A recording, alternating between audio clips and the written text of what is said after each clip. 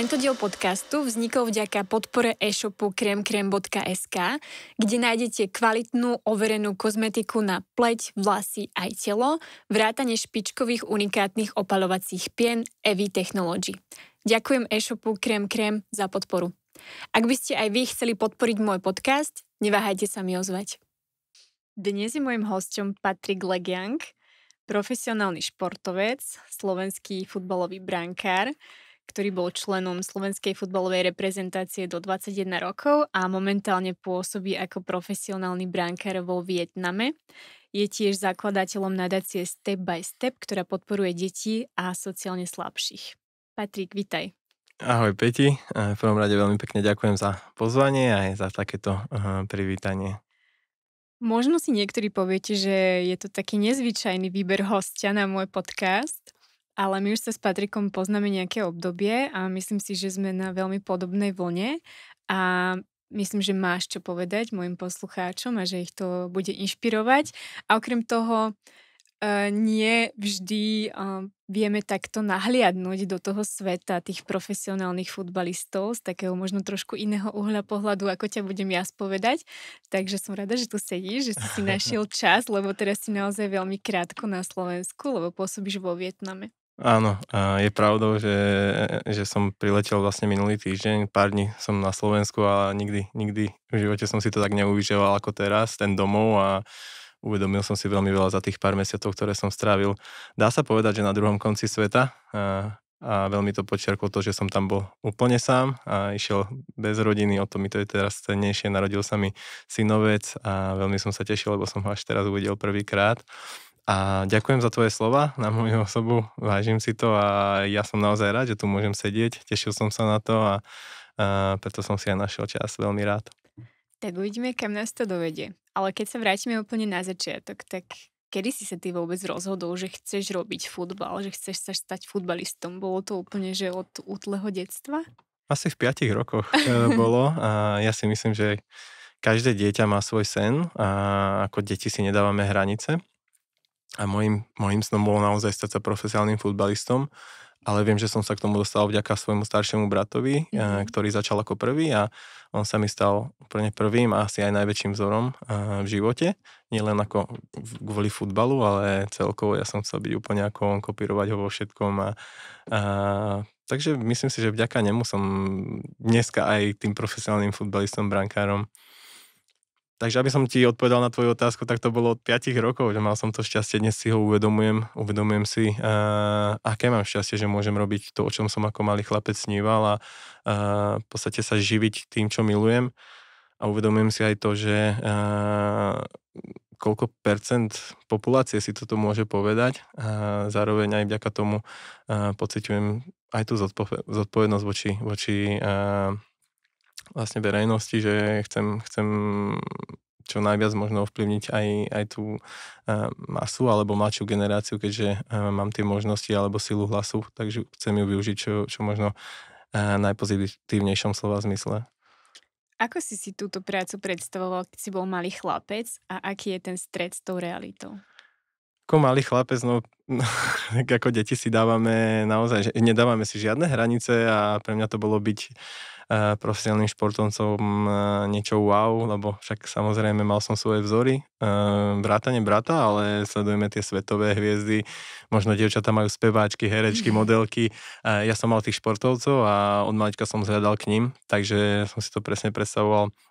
Takže, že byť slávny, ja neviem, zarábať kopu peňazí ale hlavne tam bol tá vášeň, tá láska k tomu športu, k tomu futbalu, ale až keď som došiel k tomu profesionálnemu naozaj, podpísal som prvú zmluvu, prestúpili sme do Žiliny, tak tam som si uvedomil, že čo to všetko obnáša naozaj a neskôr to už bolo ešte viac a viac tej obety a toho, čoho sa človek musí vzdať, aby dosiahol ten svoj nejaký pomyselný cieľ. A niekedy ani to nestačí. Takže ja som dnes veľmi vďačný, že môžem robiť to, čo robím. Čím všetkým si vlastne ten hráč alebo ten človek musí prejsť, aby sa dostal možno do prvej ligy alebo do reprezentácie alebo do nejakého toho vysnívaného tímu? Tak ja to môžem povedať len zo svojho pohľadu, čím som si prešiel. Samozrejme aj mám spoluhráčov množstvo, s ktorými som hrával, ešte budem hrávať, ale z môjho pohľadu to bolo naozaj každodenný tréning.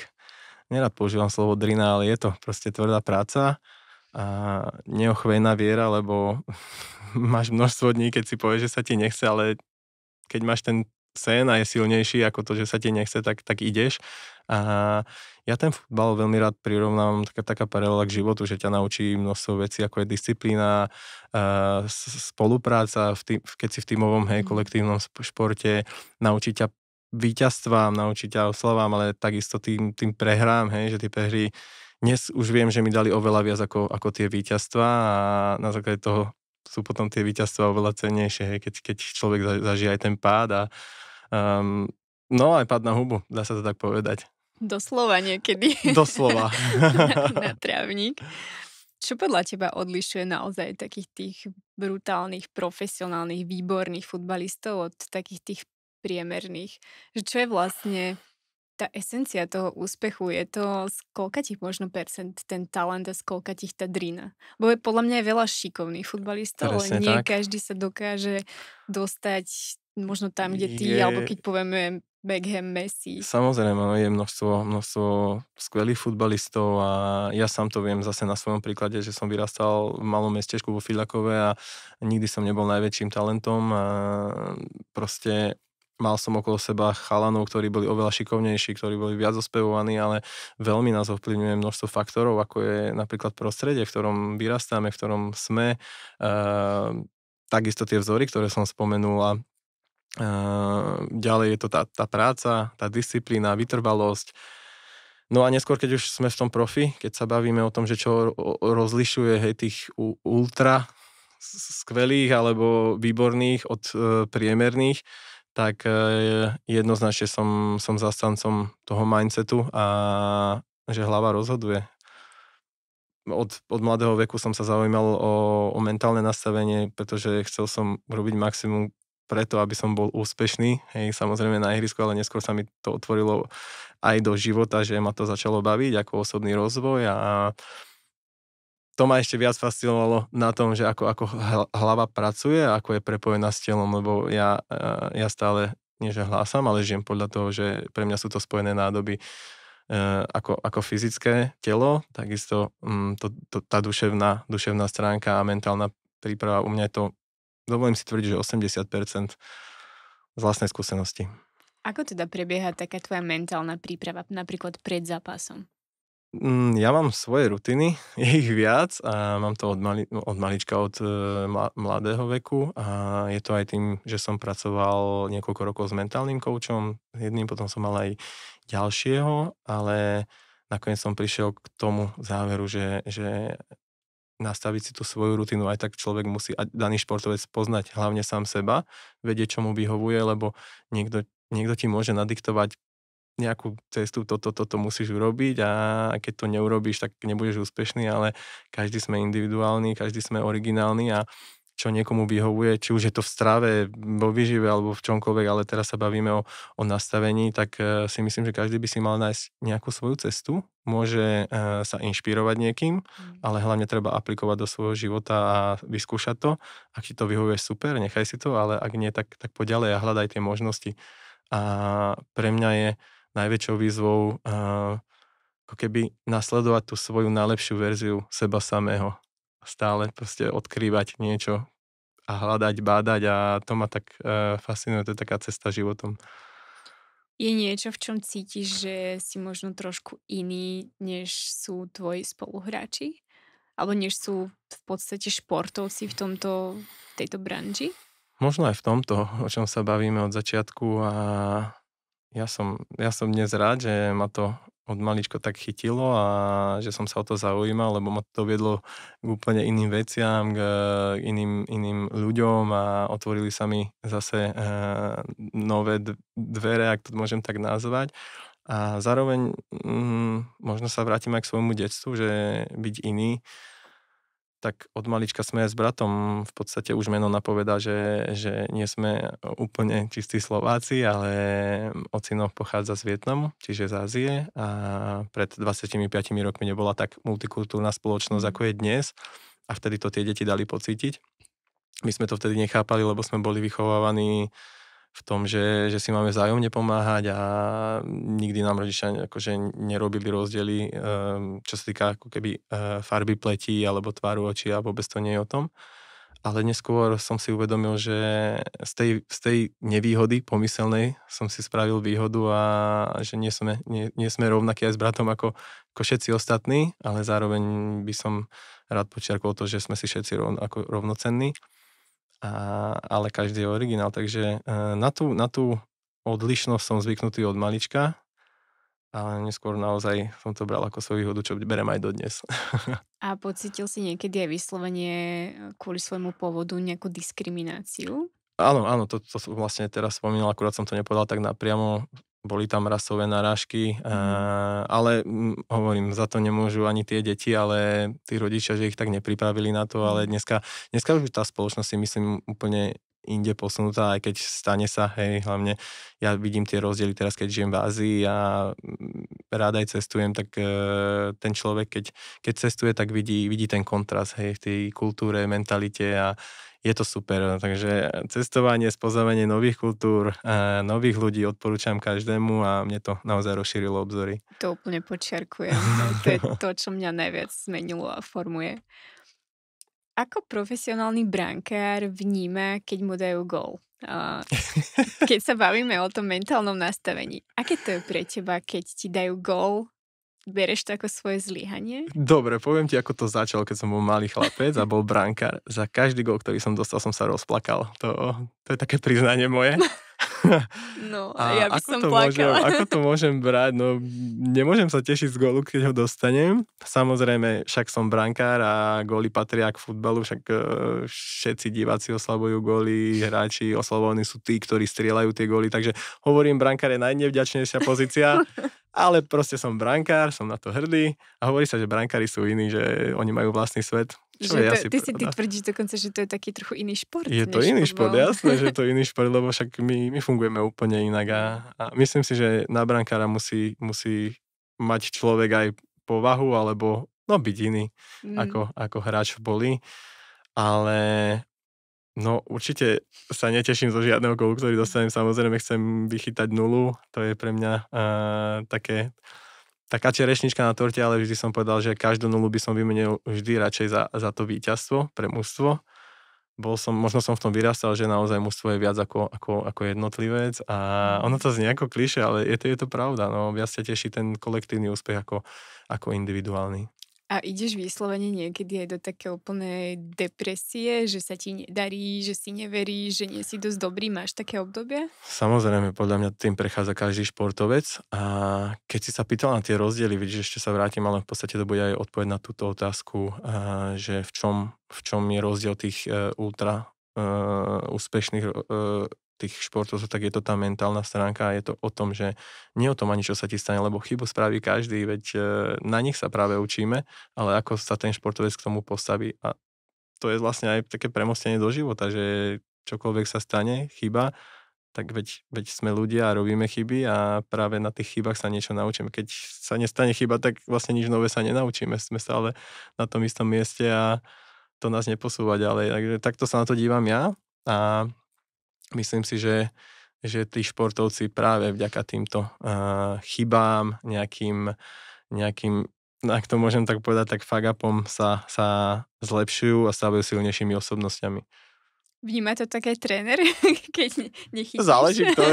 Záleží ktorý, no tak to záleží o aký zápas ide, aká je to vážnosť, či je to pohár, či je to európsky pohár, no teraz azijský, hej, lebo som v Ázii, ale tam človek už od začiatku cíti už v tej príprave, že o čo ide, aká je to vážnosť, médiá robia veľmi, veľmi veľa, samozrejme tlaky, očakávania, diváci, kulisa, hej, príde 15-20 tisíc ľudí a je to trošku iné, ako keď prídeš a zahraš si na tréningu, nikto sa na teba nepozerá.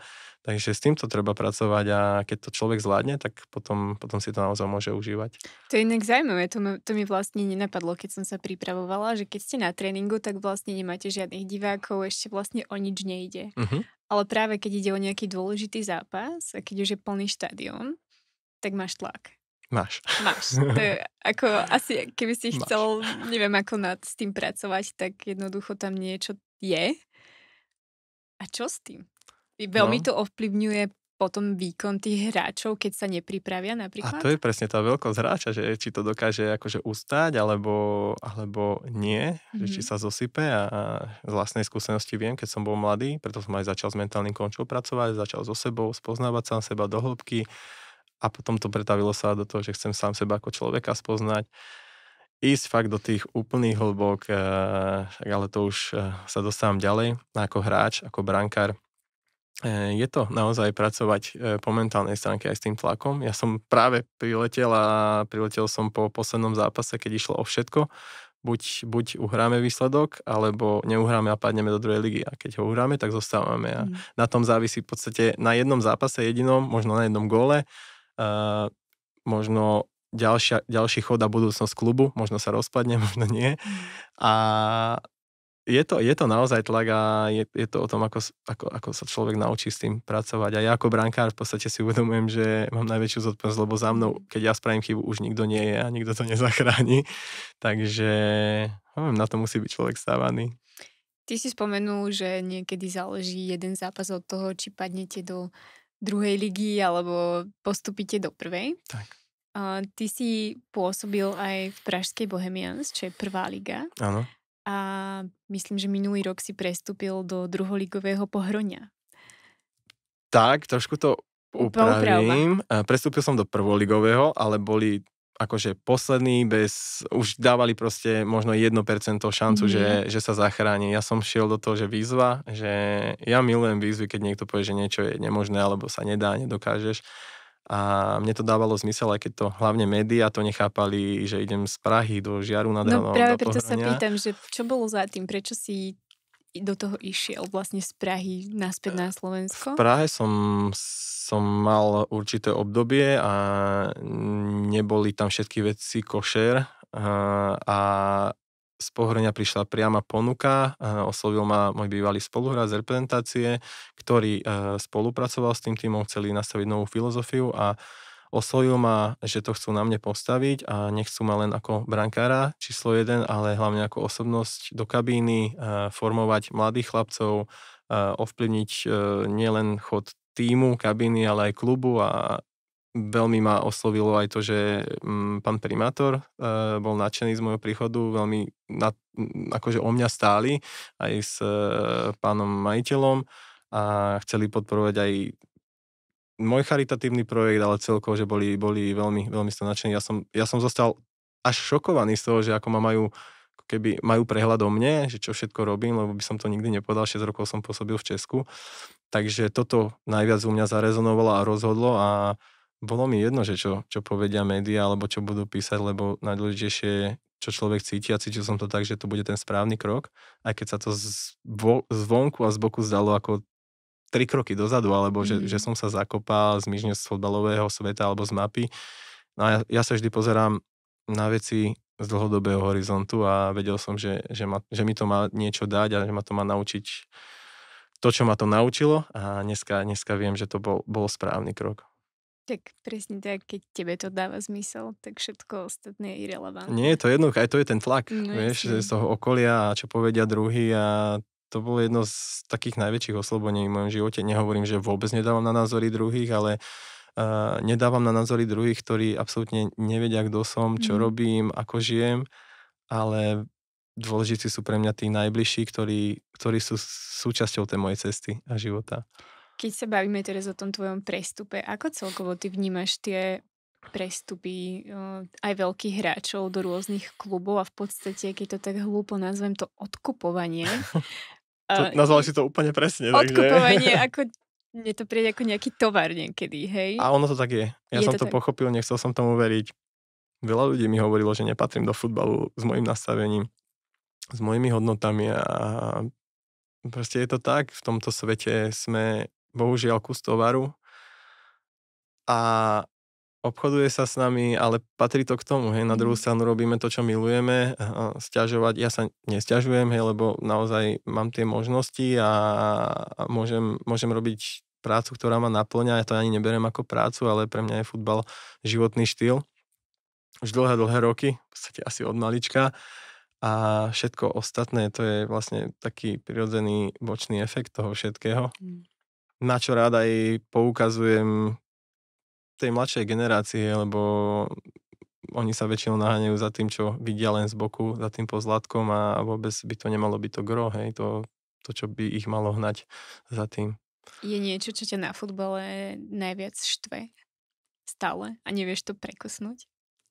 Možno tieto veci, ktoré si povedala, že a možno práve preto som v tom futbale a robím to, lebo to milujem, ale chcem poukazovať na to, že ide o človeka, ide o ľudské hodnoty a to, kým sme a nie to, aké máme tituly, koľko máme titulov a ako ťa oslavujú, lebo je krásne, keď ťa oslavujú všetci, tlieskajú ti, skandujú ti meno, čokoľvek a že si fantastický brankár alebo futbalista, ale to raz skončí a pre mňa je dôležité, ako si ma tí ľudia budú pamätať nielen ako brankára na ihrisku, ale hlavne ako človeka mimo neho a čo som zanechal po sebe v každom klube, v ktorom som bol a to ma najviac teší, že tí fanúšikovia ma majú dodnes zapamätaného a dovolím si aj tvrdiť, že zamilovaného, takže to je také niečo, čo si človek za nič na svete nekúpi.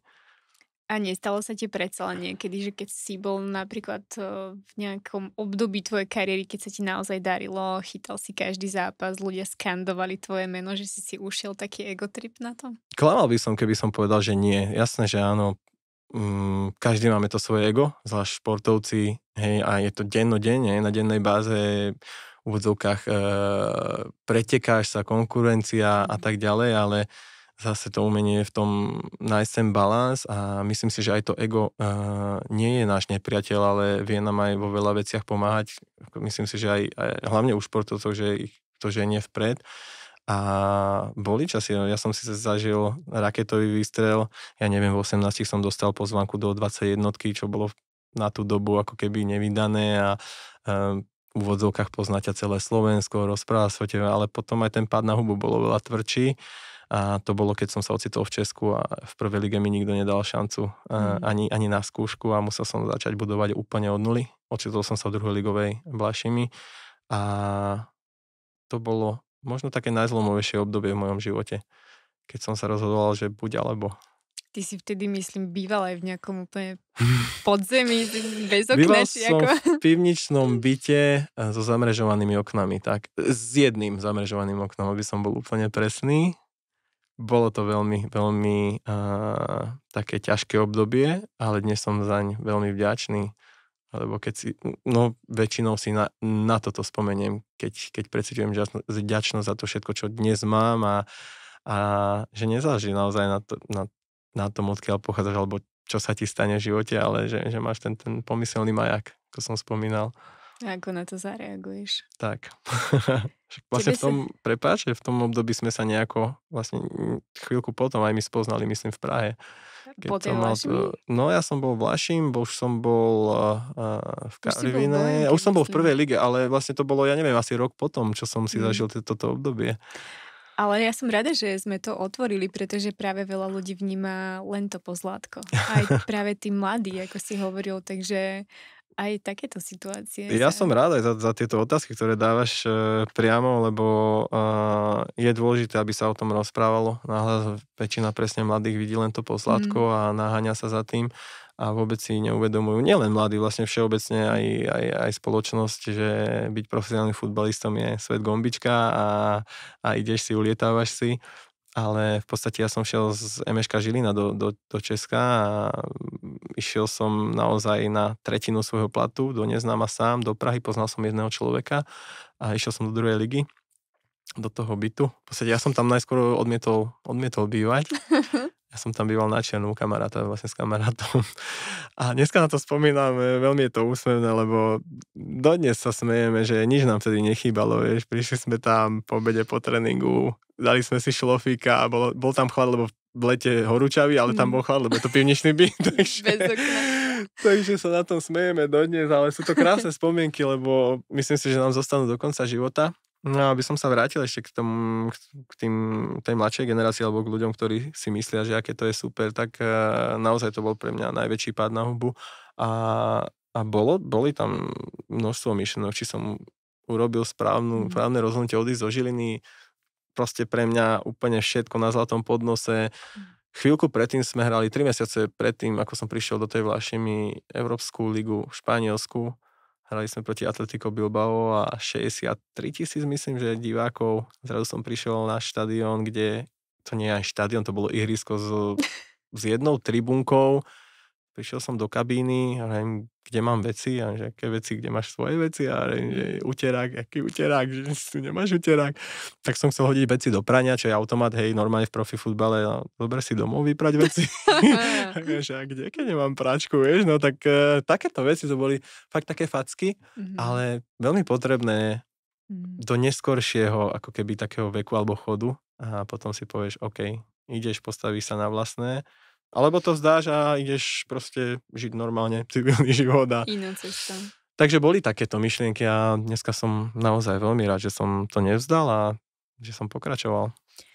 Tebe sa stali aj všelijaké zranenia a to je podľa mňa nočná mora každého profesionálneho športovca.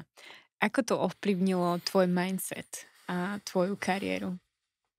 Veľmi radikálne a myslím, že v dobrom.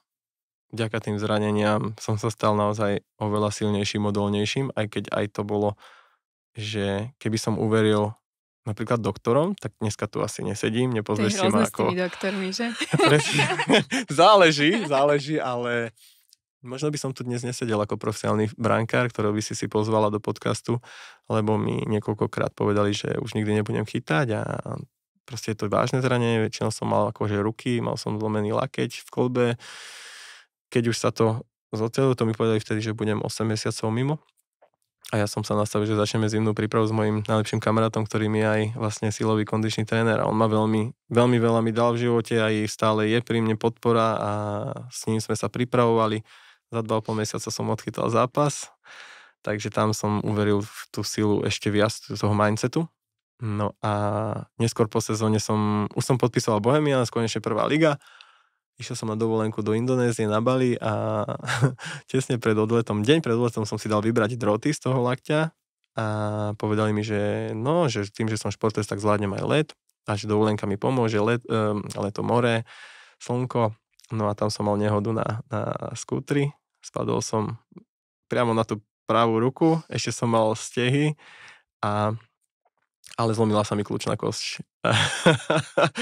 A vedel som, že musím na operáciu. Lakeť vydržal, tak som volal doktorovi, že je super práca, ale musíme dať dokopy kľúčnú kosť. Tak som letel predčasne z dovolenky rovno na tú istú salu, vlastne na ktorej som bol deň pred odletom. Ježiš. Tak to bolo celkom komické, ale... Po podpise zmluvy v prvej lige. Zmluvy, presne tak. Takže ja som volal hneď v podstate športovému riaditeľovi, čo sa stalo. S tým rizikom, že môžu rozviazať zmluvu, lebo v podstate to bolo v mojom osobnom voľne na dovolenke, ale podržali ma a tiež mi predpovedali, že minimálne 3 mesiace, ale kým len začnem ako zľahka, ako brankár. No a dali sme si s Matejom, myslím, že 6 týždňov, keby cieľ, a za 5 som chytal v plnom šmungu, takže to bolo ďalšie, ale najťažšie som prežil minulý rok, keď ja som odlietal do Vietnamu a nevedel som, či vydrží moje trieslo. Nikdy som nemal so svalmi problémy, len ako zlomení to zošrobuješ, zdrotuješ, to je v pohode, ale sval proste neovplyvníš. A môj brat kvôli tomu skončil s futbalom, lebo mal zranenia početné ako svalové a ja som nechápal to, však máme rovnakú genetiku, je rodičov všetko, ale mne prišli tieto svalové zranenia teraz, minulý rok, ale toto bolo také zranenie, ktoré som nechápal, že dva svaly, vlastne adduktor a ešte vo vnútri jeden ďalší, protichodné. Takže to nechápali ani fyzioterapeuti, ako sa tieto dva môžu vzájomne, ale stalo sa. Tak som to dával dokopy a v podstate do Vietnamu som odletel s tým, že uvidíme. No a keď si načal ten Vietnam, ty máš otca, ktorý pochádza z Vietnamu. Áno. Tvoja maminka je Slovenka. A ak si dobre pamätám, tak viackrát ťa z toho Vietnamu lanárili, aby si tam šiel. 15 rokov. Ty si nejak tak stále odolával. Mhm. Prečo práve teraz si tomu Vietnamu povedal áno?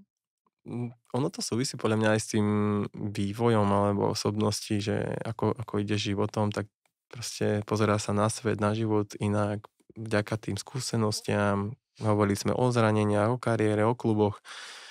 Ale Vietnam som odmietal, lebo som v 15-16 som tam priletel, oni nás tam chceli do reprezentácie, ale hlavne brata, hej, on bol superstar, fakt. Ja som vyrastal v podstate jeho tieni, ale išli sme do Vietnamu, on nie, ja som šiel a tam bolo také halo z toho, médiá urobili a ponúkali nám fakt rozprávkové podmienky. Ja som si to vtedy ako 15-ročný chlapec alebo 16-ročný chlapec z Filakova vôbec nevedel predstaviť a hlavne som si nevedel predstaviť odísť proste do Vietnamu.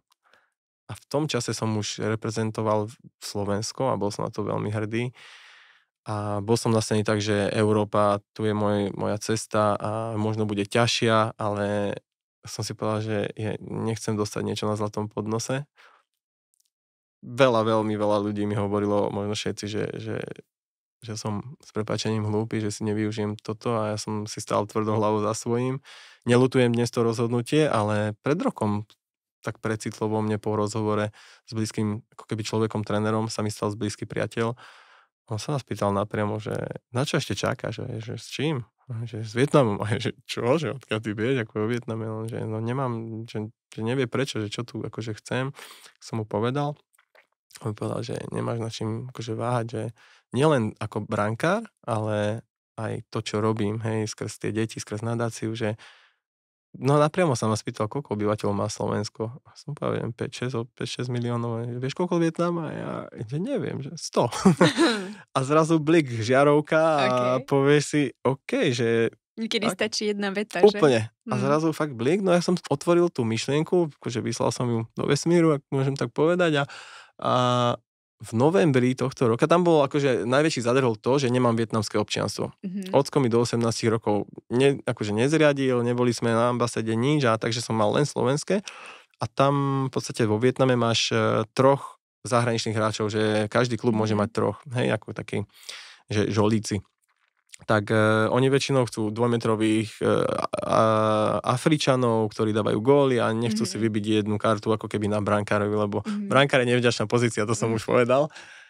No a v novembri minulého roka sa otvorilo na novú sezónu, že slot, ktorý vlastne hovorí o tom, že každý klub môže mať jedného Vietkiev, to je v preklade ako keby Vietname zo zámoria, a že stačí, že máš jedného rodiča ako keby Vietnamca a môžeš byť akože vedený mimo tých 3 zahraničných.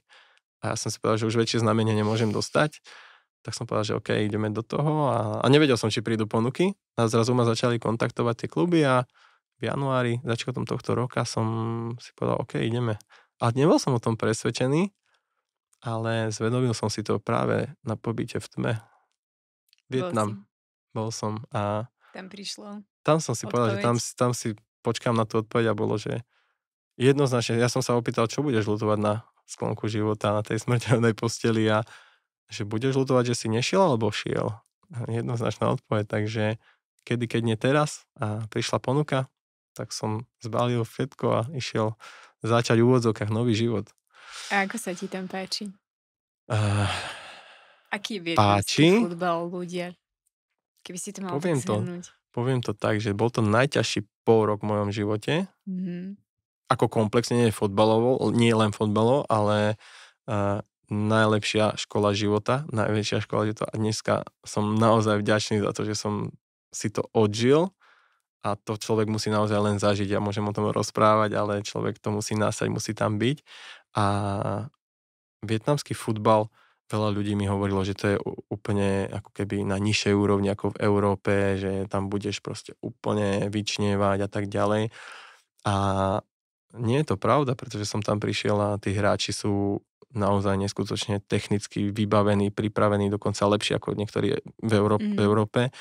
a nechýba im disciplína, nechýba im proste tá pracovitosť, lebo to je vlastne v ich DNA zakomponované, čo ja vďačím vlastne ockovi, že v našej výchove, že sme to dostali a to je proste azijská kultúra, hej, že pracovitosť, Drina. to vidíš na nich, presne drina, oni sú od malička k tomu vedení, čiže toto im tam nechýba. Samozrejme z taktického hľadiska to nie je ako v Európe tak vyspelé, ale oni, Vietnam, Japonsko, Korea a tieto azijské štáty sú veľmi, veľmi rozvojové a keď si ľudia, ktorí nevedia o tom nič, tak si myslia, že sú to štáty za opicami, alebo konkrétne Vietnam, tak opak je pravdou, že my sme v niektorých veciach za opicami za nimi. Takže toto je moja osobná skúsenosť, ale hovorím, človek musí zažiť a ja hovorím len z môjho pohľadu. A ako sa ti tam býva, alebo ako tam pôsobíš, vieš, že trénuješ celé dní, alebo kde vlastne si ubytovaný, v akom si meste? Tak ja som letel do hlavného mesta, do Hanoja, do policajného klubu, do policajného tímu, ktorý ma angažoval. Podpísal som tam kontrakt a oni majú najväčšiu akadémiu futbalovú v juhovýchodnej Ázii. A v podstate k tomu patrí aj hotel, ubytovanie, klub ti zabezpečí akože všetko a zahraniční hráči majú právo alebo privilegium mať aj svoj apartmán alebo byt mimo. Lenže ja som tam šiel sám a vravím si, OK, ideš do nového sveta, ideš do novej kultúry, nevieš jazyk, všetko vrem, bude lepšie, keď zostanem na tom kempe. V tom je obrovský rozdiel vo fotbale vo Vietname a v Európe. Tam hráči žijú v kempoch spolu, non-stop, hej, a hovorím, čo to je, to som na vojne, alebo tu ideš na jedno sústredenie raz ročne, v zime do Turecka alebo do tepla a po 2 týždňoch máš proste ponorku, hej, a tam si non-stop spolu. Hlavne tí domáci sú tak zvyknutí a pre nich je to normálka, ale pre mňa po mesiaci som, že mne z toho hrabne. Takže takto som žil v policajnom 5,5 mesiaca a potom prišla náhla zmena z ničoho nič a bol som v podstate poslaný na hosťovanie do Ho Chi Minhu. Čo mi hovorili všetci, že Ho Chi Minh, škoda, že ideš do Hanoja, lebo Ho Chi Minh by bolo mesto pre teba, je oveľa európskejšie, je oveľa akože zahraniční ľudia, že proste to musíš zažiť. A ja som si tak nejako prijal, že raz byť v tom Ho Chi Minhe, ale nevedel som, že to príde takouto cestou. Nakoniec to vyzeralo ako to najhoršie, čo sa mi v živote mohlo stať aj v kariére, že som bol vytredovaný vlastne z klubu, v ktorom som sa bil o titul. Odchytal som všetky zápasy bez jedinej prehry a zrazu som sa ocitol na druhom konci tabulky. A že ideš hrať o život, hej, že o záchranu. A vlastne aj na druhom konci Vietnamu, lebo zo severu na juh som sa zo dňa na deň sťahoval, letel som na druhý deň. Takže som sa nastavil, že OK, vyzerá to ako najhoršie, ale povedz si, že to je to najlepšie, čo sa ti mohlo stať, aj keď to ešte teraz nevidíš. Dneska to už vidím a veľmi som rád a vďačný za tú skúsenosť. A môžem to tak asi povedať, že naozaj na rovinu, že to, že sa zachránil ten Ho Chi Minh v lige, je pre mňa oveľa cennejšie ako ten titul, ktorý sa má potvrdiť tento víkend. Keď premostím na úplne inú tému, ty si povedal, že si tam cestoval úplne sám a že vlastne súčasťou toho profesionálneho futbalu je častá migrácia do rôznych klubov, do rôznych krajín. Kočovník. Doslova. Ako sa ti darí udržiavať nejaké romantické vzťahy? Lebo asi to nie je jednoduché. Nedarí. Ak narážaš na ako partnerský život, tak áno. Mal som v minulosti aj partnerky, nebolo ich veľa, ale vždy som sa na to pozeral tak, že keď už si niekoho vyberiem, tak proste nastálo, ale čak, to je život. A do Vietnamu som to mal o to jednoduchšie, že som ako keby na jednej strane jednoduchšie, že som sa rozhodoval len sám za seba, nič ma tu ako keby nedržalo, žiadne záväzky. Na druhú stranu som si uvedomal, že keď si tam, super, že si svoj úvodzovkách sen, čo vyzerá z boku, ale pokiaľ to nemáš s kým zdieľať, tak to nemá vôbec proste, nie že zmysel, ale nemá to svoje, to práve čaro. Takže aby som odpovedal na toto, tak áno, veľa ľudí nechápe, prečo som sám, však môžeš mať tu a tu, alebo že proste, ale to nie je o tom, že mať partnerku alebo modný doplnok, hej, by som povedal. To nepotrebujem, ja fakt potrebujem partnerku do života a ten človek ti naozaj musí byť oporou a tiež to nie je jednoduché, zdieľať ten život športovca. A tiež kočovať. A to musí byť aj naozaj veľmi flexibilný človek, čo sa aj zamestnania. Presne tak a ja si to uvedomujem a naozaj, keď si full-time, to je full-time job a keď si športovec a ja som taký, že oddaný tomu, pre mňa, ako som spomínal, je to životný štýl, tak nie je to jednoduché a tiež na to nie je každý stavaný z pozície ako keby partnerky. Takže momentálne takto, ale hovorím, ja som radšej budem sám, ako mať pri sebe nesprávnu osobu, ale viem, že proste keď to bude mať prísť, tak tá osoba príde a vtedy budem chcieť zdieľať všetko. Jasné. V čom vidíš taký možno najväčší zmysel tvojej práce? Najväčší zmysel? No, ja to beriem ako svoje poslanie, ale nie len ten futbal, ale ja dnes futbal beriem ako moju platformu, ktorá sa neustále rozširuje a je vďaka čomu mi rastie aj sila hlasu. A práve tú silu hlasu chcem využiť na vplyv na spoločnosť, hlavne mladšej generácie, lebo to je naša budúcnosť. A uvedomil som si, čo formovalo mňa, boli to tie vzory. A dnes vieme, ako funguje spoločnosť, aké vzory tu máme skrz tie sociálne médiá a ja som si uvedomil, že dnes som možno aj ja v pozícii toho vzora pre niekoho, pre možno viacerých a preto s tým rastie ruka v ruke aj zodpovednosť, ale chcem byť čo najlepší vzor alebo role model, ako sa hovorí a vychovávať aj skrz tú nadáciu, keď už sme spomínali, že vychovať líderov a nie niekoho, kto sa zaradí a bude súčasťou stáda. Ja som presne na toto chcela premostiť. OK, tak sme na rovnakej vlne, si to spomínala. Hej, že ty si vlastne založil nadáciu Step by Step, Áno. ktorá pomáha sociálne slabším a najmä deťom a chce motivovať a inšpirovať. Presne to tak. bol tvoj taká vízia, toto, čo hovoríš, proste inšpirovať a využiť silu toho svojho hlasu a toho svojho vplyvu? Ono to išlo tak organicky, samé to, ako keby, tak ako sa to volá Step by Step, spomínal som ten raketový výstrel, potom o to tvrdší pád na hubu a ja som si uvedomil, že je oveľa dôležitejšie v živote robiť možno malé krôčiky, niekedy aj jeden krok späť, aby si mohla urobiť 2 dopredu, ale naozaj byť konzistentný a nie len v kariére športovej, ale v akékoľvek oblasti života, keď bude človek konzistentný a mať tú vytrvalosť a hlavne ten cieľ, nie je to o tom cieli, ale o tých malých kročikoch a kým sa naozaj staneš na tej ceste, lebo zase znie to ako klišé, ale naozaj je to o tom, čo z teba vyrastie, kým sa staneš na tej ceste a potom to oceníš, hej, spätne, že nie ani ten cieľ, lebo ty ho dosiahneš čokoľvek, keď si to zaumieníš a pôjdeš za tým proste vytrvalo. To proste o tom som presvedčený. Ale vôbec to nie je o tom ciele, keď ho dosiahneš. Ale ty už vieš, že si zase úplne iný človek.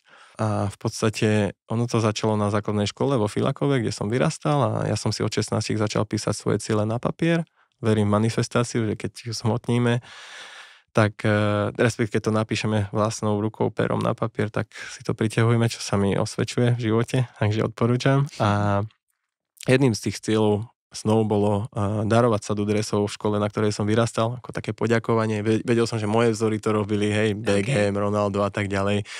Tak som to proste chcel a vtedy som sa cítil, wow, že už som profesionál, už si to môžem kvázi dovoliť a prísť tam na tú školu. Tak som prišiel po 10 rokoch a pani riaditeľka bola úplne dojatá a vlastne usporiadali sme turnaj a s tým mojim najlepším kamarátom Matejom a nechceli sme len zostať pri športe, pri futbale, ale chceli sme niečo aj zanechať v tých deckách, tak sme usporiadali aj besedu motivačnú vzdelávaciu. Dali sme jej názov Krok za krokom, za svojím cieľom a v podstate ja som tým deckám odohrali turnaj, super, dostal moje meno, čo bola pre mňa obrovská, dodnes je tá podstata, lebo dneska je už z toho kvázi memoriál, alebo každoročne sa to koná, keď môžem samozrejme. Ale na druhý deň sme mali tú besedu všetkých škôl z celého Filakova a tým deťom som len chcel ukázať na vlastnom príklade to, že ja som bol 10 rokov jedným z vás, z malého Filakova a že aj z malého Filakova môže chlapec alebo dievčatko, dieťa, hoci kto ísť za svojím snom a dosiahnuť ho a dneska som vo veľkom futbale a živím sa tým. A v podstate hral som tento istý turnaj, hej, 10 rokov dozadu, ako keby to bolo včera a boli to pre mňa majstrovstvá sveta v finále a učil som sa v tých istých laviciach, boli tam tie isté pani učiteľky, dokonca pani kuchárky z jedálne, čo bolo úplne úžasné, tá pani riaditeľka a tie deti proste, to by si musela vidieť, tie oči, tie pohľady, oni tomu uverili a uverili, že som jedným z nich, uverili v tie svoje sny a chcel som mi len ukázať, že nich nikdy nedovolia postaviť si tie pomyselné bariéry v ich mysliach, či už sú to rodičia, učitelia, ako som spomínal, každé dieťa má svoj sen, ale naši blízky, okolie, prostredie nás veľmi ovplyvňuje a oni síce v dobrom, lebo nás chcú chrániť, ale to sú ich tie mantinely a potom ich vštepujú do nás a keď im uveríme, tak sa stávame tou súčasťou toho stáda. Ja som mal to šťastie, že som tomu neuveril a išiel som si za svojím. V tomto mi pomohla tá moja tvrdohlavosť. Ale toto som chcel len ukázať tým deťom a myslím si, že to malo nejaký vplyv, keďže po mesiaci volala pani riaditeľka, že deti nehovoria o ničom inom, len o step by step a proste, že kedy sa vrátime, tak som povedal, OK, keď to je takto, tak prídeme znova o rok po mojej sezóne a vždy si rád ukrátim to svoje voľno o nejaké 1-2 dní. No a ďalší rok som si chcel zmotniť ďalší sen a to bolo prispievať svetu na nejakú charitu a vtedy som vôbec netušil, že niekedy založíme najskôr občianske združenie, dneska budem, že mám nadáciu, nadačný fond. Ale vydražili sme moje rukavice, myslím, že dres Patrika Hrošovského, reprezentanta, čo som mnou hrával. A mňa inšpiroval ďalší športovec LeBron James, čo je pre mňa oveľa viac ako len športovec. A on má svoje I Promise, aj náramky, školu a tak ďalej. A ja som si povedal, že si tam dám svoje heslo step by step a tie náramky sa... Prvý rok som ich rozdával a druhý rok sme ich kvázi predávali v úvodzovkách, ale dávali za dobrovoľný príspevok. Čiže niekto to mohol zneužiť, aj zneužil, ale niekto naozaj pridal a bolo to len o tom, že spájanie ľudí a že spoločne sme oveľa silnejší, ako keď ty budeš sama za seba, ja sám za seba. Keď spoločne sa spojíme niekoľko ľudí, o tom je celá aj nadácia, hej, spájanie ľudí a že dokážeme čokoľvek. No a to step by step sa tak chytilo, vtedy sme nemali nadáciu, nemal som transparentný účet, tí ľudia mi posielali na môj účet súkromný proste svoje finančné prostriedky a som si tam uvedomil, že na základe čoho, len na základe dôvery vo mňa. A to mi dalo ten drive, ten nejaký vnútorný oheň, že proste ísť za tým a urobím maximum preto, aby to bolo všetko oficiálne, tak ako to má byť, lebo byrokracia a tak ďalej. A dneska máme nadačný fond a v podstate no aj celosvetovo už sme známi, takže to som ani nečakal absolútne. Ale no to by pekné. bolo úplne nádherné posolstvo takto na záver, ale predsa len sa ťa ešte spýtam to, čo sa pýtam každého hostia a to, ako sa staráš o svoje zdravie. Ako sa starám o svoje zdravie? Odhliadnúť od toho, že máš v popise práce, že sa musíš hýbať. Tak to je základ, pohyb je liek. To ja aj keby, že nehrám futbal, a je to vďaka asi tomu, že však som v tom 25 rokov v kuse non-stop, profesionálne 16. Ale povedz mi nejaké také tvoje vychytávky alebo rituály. Každé ráno ľadová sprcha. To je môj budíček. Na spánok nedám dopustiť. Aj keď teraz vo Vietname je pravda, že som mal naozaj, že úplne iný, keďže je tam 5-hodinový posun a zvyká si človek, ale spánok, regenerácie, dnes už viem, že čomu som neveril ako mladý chlapec, mladý športovec, že menej je viac. Ako menej je viac? Menej nikdy nemôže byť viac. Viac je viac. Dneska viem, že menej je viac a ten oddych je ešte dôležitejší ako ten tréning. V mladšom veku áno, tréning, ale ty potrebuješ regenerovať a vtedy rastieš ešte viac. Ja som 10 rokov na čiastočnom hľadovaní, na intermittent fasting, takže to mi tiež pomáha. Nie je to pre každého samozrejme a každý nech vyskúša a počúva svoje telo. Takže toto a naozaj ten zdravý životný štýl, pre mňa futbal, je to vďaka futbalu, že som si hľadal všetky možné cesty, ako sa zlepšiť, ale neskôr som prišiel do toho, že ako zlepšiť svoj životný štýl a byť vitálny. Ja nechcem byť energicky vitálny len počas svojej profesionálnej kariéry, tak, ale aj keď skončím, že koľko je množstvo profesionálnych športovcov, ktorí koniec, za rok ich nespoznáš, lebo majú nadváhu. Fakt? Jasné, lebo zrazu nemajú výdaj, hej, a spadnú do toho úplne iného životného štýlu. No a ja chcem byť vitálny aj napríklad v 50-ke, alebo proste žiť, sršať elánom, sršať vitalitou a tak ďalej, takže pre mňa je to naozaj o tom životnom štýle a nie len o tom, že som profesionálny športovec, takže takéto nejaké tipy, ako sa starám ja o seba, samozrejme strava, pitný režim, ideál voda. Som milovníkom kávy, snažím sa s tým pracovať, ale no je to jedno s druhým, ale najdôležitejšie je nastavenie, akože myslím, ty môžeš robiť všetky možné vychytávky mať, ale keď nie si nastavená v hlave a vnútri, tak ti to k ničom nepomôže. Ty to vieš podľa mňa ešte lepšie ako ja. A predsa len mám ešte poslednú otázku. Poď. či je nejaká otázka, ktorú sa ťa v rozhovoroch nikto nikdy nespýtal, ale chcel by si, aby sa ťa ju spýtal. Wow, tak toto sa ma ešte nikdy nikto nespýtal. Že to je ona. Toto je... To som ti dala na záver. Či by som chcel, aby sa ma niekto opýtal? Že čo by si chcel možno povedať, ale vlastne sa ťa to nikto nikdy Poviem nespýtal. len to, čo mi napadlo ako prvé, že veľmi, veľmi málo sa rozprával, lebo je to tabu téma o emóciách ľudí. Nie len v športe, lebo sme vychovaní v tom, teraz mi napadlo hneď, chlapi neplačú. My sme vychovaní v tomto. A kvôli čomu? Ako ty v sebe dusíš nejakú emóciu a od malička si nesieš nejaký vzorec a potom to nikdy zo seba nedostaneš a niečo ťa ťaží a nie, lebo je tam tá maskulína energia a pritom každý človek má aj tú ženskú, aj tú mužskú, sa treba naučiť s tým pracovať.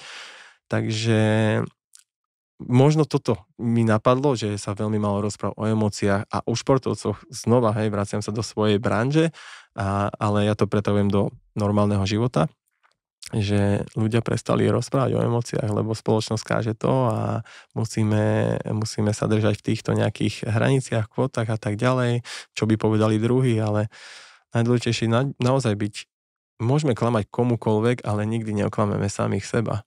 Takže tá osobná integrita, to je to najviac. Možno, že len toto, neviem, či som odpovedal na tvoju otázku, ale možno, že by sa malo viac hovoriť o emóciách a o tom, čo naozaj človek chce a nie to, čo chcú druhý od neho. Ďakujem ti veľmi pekne za rozhovor. Ja ďakujem, bolo to veľmi príjemné.